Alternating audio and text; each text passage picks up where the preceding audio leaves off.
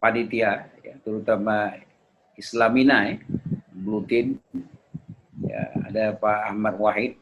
Saya sudah mencermati dari awal tentang perbedaan antara atau keterkaitan antara radikalisme dengan teroris. Kemudian moderator, ya, terima kasih sudah memberi kesempatan kepada saya, dan tentunya saya akan coba menyempurnakan barangkali atau menambah apa yang telah disampaikan, dipaparkan oleh Pak Denny sebagai Sekjen LPOI dan juga oleh Pak Anwar Sanusi. Yep. Saudara-saudara, saya kembali ke laptop, ya, kepada sebuah topik Islam antara sosialisme dan Pancasila. Atau saya balik, ya, Islam, ya, antara Pancasila dan sosialisme. Yang mana saja itu jadi. Ya. Di dalam ilmu statistik, ya, saya membacanya ini adalah stokastik. Jika dan hanya jika. Stokastik dalam ilmu statistik begitu. Jika dan hanya jika. Kalau di dalam ilmu qiraat namanya baina-baina. Antara, di antaranya. Jadi Islam itu dimasukkan dalam sebuah lorong, ya, antara sosialisme dan juga dengan Pancasila. Saya kira dari aspek keduniaan, tidak dari aspek dinul Islam, ini benar. Tapi ketika dia masuk kepada dinul Islam, misalnya maqalid asy-syariah, maka tentunya sosialisme itu tidak bisa disandingkan dengan maqalid asy-syariah. Kemudian Pancasila juga tidak bisa disandingkan, tetapi tidak bertentangan. Tidak bertentangan. Sama saja misalnya begini, ya. Kalau di dalam adat, misalnya adat, ini sebuah teori pendekatan, ya. Di dalam adat misalnya adat Sumatera Barat, adat bersandi syarak, syarak bersandi kitabullah.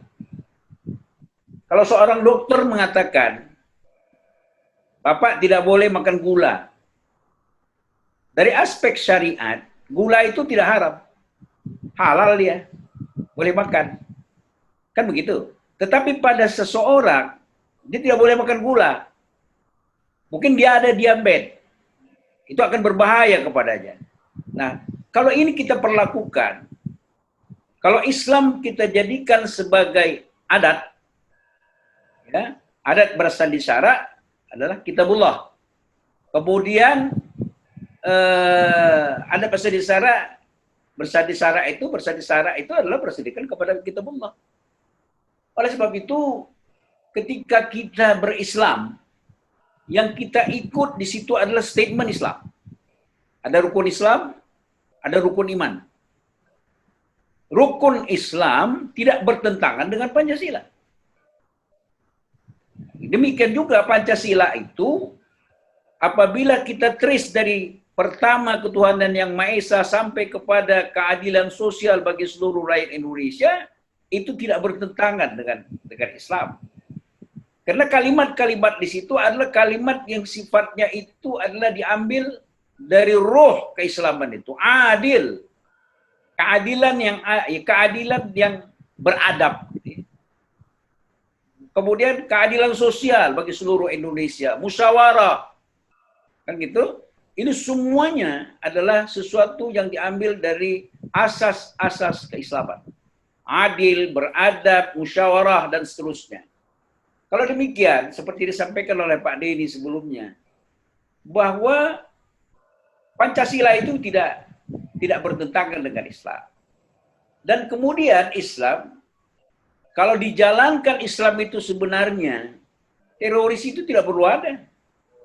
Karena di dalam Al-Quran selalu saja, dan jarang sekali tidak bersama-sama dia. Kita membangun imannya dulu. Amanu wa amilus salihat. Tidak ada satu kalimat pun dalam Al-Quran aminus salihat wa amanu. Tidak ada itu. Tetap amanu dulu. Amanu wa amilus salihat. Dibangun dulu keimanannya, percaya kepada Allah. Ketika dia percaya kepada Allah dan diyakininya Allah lah yang maha kuasa, maka dia tidak akan menyakiti hati orang. dia tidak akan berbuat tidak baik kepada manusia. Karena kata Allah dalam Al-Quran pada surah Al-Qasas, "Wabtaghi fima atakallah daral akhirah wa la tansa nasibaka minad dunya wa ahsin kama ahsanallah ilaik." Ya, dalam artian begini, carilah apa yang telah dianugerahkan Allah kepadamu kebahagiaan akhirat. Tetapi janganlah kamu melupakan kebahagiaanmu dari kenikmatan duniawi.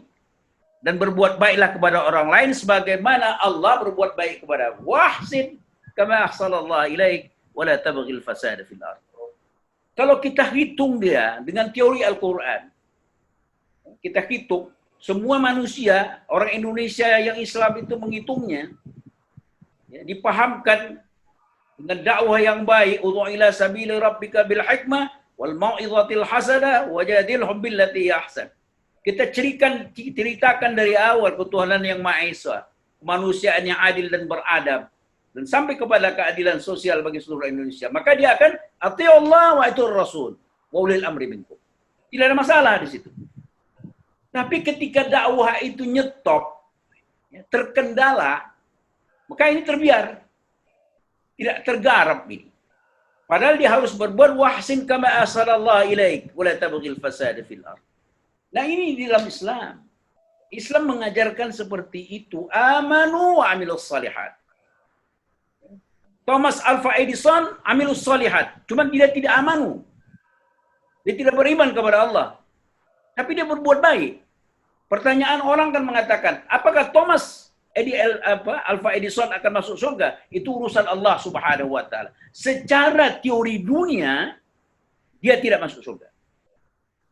Tetapi Allah kan maha adil. Allah yang maha tahu tentang itu.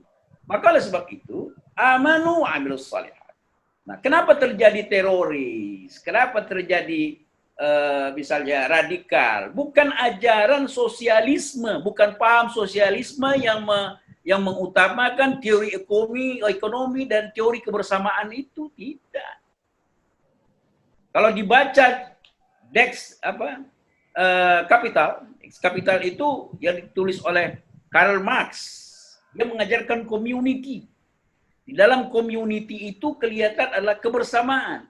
Sebetulnya itu adalah jawaban yang diinterpretasi oleh orang-orang sesudahnya itu ketika terjadinya yang disebut dengan revolusi industri di Inggris. Maka di situ ada dua bahagian, ada Bourgeois dan juga ada periferi. Jadi capital dan juga ada orang yang miskin. Di dalam Islam miskin tidak bisa dihapus. Tapi miskin harus dipelihara, diayomi, dibangun dan sebagainya. Kenapa? Kalau kita semua miskin, berarti Allah tidak adil. Maka keadilan sosial bagi seluruh rakyat Indonesia itu tidak berlaku kalau rakyat Indonesia semuanya miskin. Kalau semuanya kaya juga, itu tidak adil juga. Siapa yang akan menerima zakat? Siapa yang akan menerima sedekah? Yang bagi orang kaya, dia tidak mau terima. Saya juga kaya katanya. Ini kan permasalahan. Berarti Allah tidak adil. Demikian seperti itu. Maka miskin dan kaya, berada dengan tidak berada, cantik dengan yang jelek, yang tinggi dengan yang pendek, dan sebagainya. Itulah bukti keadilan Allah Subhanahu wa ta'ala. Itu tercantum semuanya di dalam Pancasila, itu sudah ada. Ada dalam Pancasila. Kami sudah bahaskan itu sejak 25 tahun yang lalu, bahwa pergeseran kultural di Indonesia itu bukan disebabkan Pancasila. Pergeseran kultural juga bukan disebabkan adanya ajaran Islam yang keras. Tidak. Kita sulit untuk membedakan ajaran Islam yang disebut dengan radikal dengan Islam mengatakan ini nahi mungkar. Ketika kita menegakkan tidak boleh melakukan nahi mungkar, kita harus melakukan amal sholihat. Nah, ini apa bedanya dengan radikal? Apa dengan suara keras misalnya seperti saya? Maka saya disebut radikal. Ketika saya mengatakan ini harus kita larang orang jangan berbuat tidak baik. Dengan rasa emosi yang begitu meluap-luap, oh ini radikal ini, padahal suaranya saja yang keras, tindakannya tidak. Maka kita bangun dia imannya dulu. Saya meminta kepada kerjasama BNPT untuk kita bangun imannya kembali. Kemudian kita ajarkan dia bagaimana caranya beramal soleh. Jadi amanu wa amilal salihan. Itu akan terjadilah yang disebut dengan udhu'a ila sabili rabbika bil hikmah wal mau'izatil hasanah wajadilhum billati ahsan. Teori Al-Quran inilah yang kita gunakan di dalam dakwah. Teori Al-Quran inilah yang kita gunakan dalam berbangsa bernegara. Tidak ada masalah. Tetapi ketika teori ini dicampuri dengan teori-teori yang lain, yang tidak sejajar dan tidak bisa disandingkan dengan Al-Quranul Karim, kita terlalu mengagungkan teori-teori yang disebut misalnya teori ekonomi Rostow. Indonesia pernah berbuat itu ketika masa Pak Harto, tinggal landas Rostow itu di dalam ekonomi makro. Tetapi itu tidak terjadi. Akhirnya ekonomi makro yang disebut dengan teori Rostow itu tinggal landas, tidak bisa kita laksanakan. Dan itu akhirnya menjadi sebuah teori. Sekarang dirubah lagi dengan teori yang disebut dengan misalnya politik kekuasaan, oligarki dan sebagainya. Memang harus seperti itu. Kita harus out of the box. Kita keluar daripada cangkang kita dan kita harus melihat keadaan. Kalau pemerintah melakukan sebuah teori oligarki dan itu adalah merupakan teori yang benar dan tidak ada teori yang haram. Karena teori itu adalah didapati daripada sebuah hasil penelitian dengan tulus. Karena dalam sebuah penelitian tidak boleh bohong. Boleh salah, tapi tidak boleh bohong. Maka sebuah teori dibangun dengan sebuah kepercayaan yang sangat luar biasa. Maka ketika pemerintah untuk bisa membuat kekebalan dirinya untuk membangun sebuah negara, saya kira boleh-boleh saja, tak ada yang salah di situ. Tetapi selalu saja orang yang tidak suka dengan itu karena dia tidak amilus salihat, tapi dia tidak juga amalu, maka dia akan menjadikan dirinya bahwa saya yang paling benar. Dia yang paling benar. Padahal sudah Allah katakan, ati Allah wa ati'ur rasul wa ulil amri minkum. Ulil amri di situ tidak disebut Allah Subhanahu wa taala wa ulil amri Jokowi. Nah ada itu. Wa ulil amri Soeharto, nah ada itu. Tapi wa ulil amri minkum. Patuhi dia. Karena memang itulah pimpinan kita. Bagaimana caranya? Tentu berlemah lembut. Kalau memang kita anggap itu tidak sesuai dengan keadaan kita, kita lemah lembut. Coba buka surah Toha. Bagaimana Allah menyampaikan sesuatu kepada Musa dan Harun. Hai Harun, hai Musa, tegur itu Fir'aun. Karena dia sudah berbuat sewenang-wenang. Bukan tanggung-tanggung Fir'aun. Wa ana rabbukumul a'la. Karena saya ini Tuhan. Tapi Allah mengatakan, layyina. Lemah lembutlah kepada Fir'aun. Kepada Musa. Musa diperintah untuk menghadap Fir'aun. Supaya Fir'aun itu disampaikan kepada Fir'aun secara lemah lembut.